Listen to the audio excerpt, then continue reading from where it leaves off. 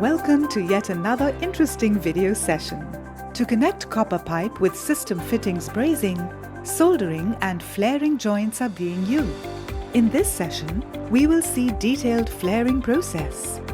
To connect the angle valve and the pipe union to the copper tube end is enlarged into a conical shape with the help of flaring tool, which allow the pipe and angle valve or union to assemble together.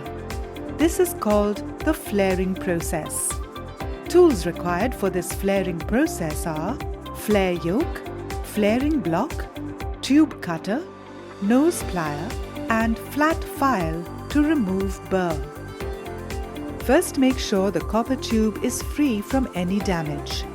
Slide the nut onto the tube with the threaded end facing towards the end of the tube. Now, using a flat file, remove burr from copper tube end. Use the deburring tool or flat file handle to remove burr from inner part of the copper tube. While using the file handle, some burr may pop out from the inside of the tube. Use the flat file again to remove this pop-out burr. Flaring block has multiple slots such as ½ inch, 7 by 16 inch, 5 by 16 inch, ¼ inch, 3 by 16 inch, 3 by 8 inch, 5 by 8 inch, etc. for different diameter of copper tube. Insert the tube in appropriate slots. Make sure tube is not extruded more than 3 mm from other side of flaring block. If it is extruded more than 3 mm, then flare may crack, which will lead to refrigerant leakage. Tighten the clamp on flaring block so that copper tube doesn't move while flaring.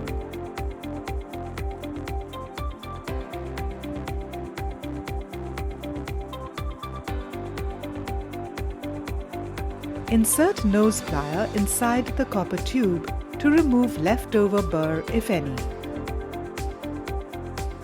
Now, fix the flaring yoke over the copper tube. Make sure it is fixed at 90° angle to the flaring block. Now rotate the yoke handle clockwise.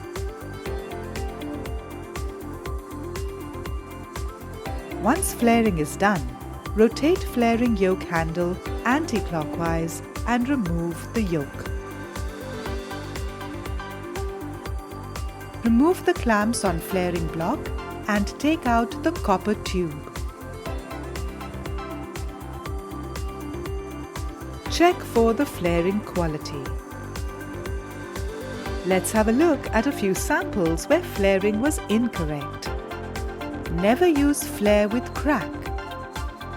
In this video, we learned flaring process. Thank you for watching.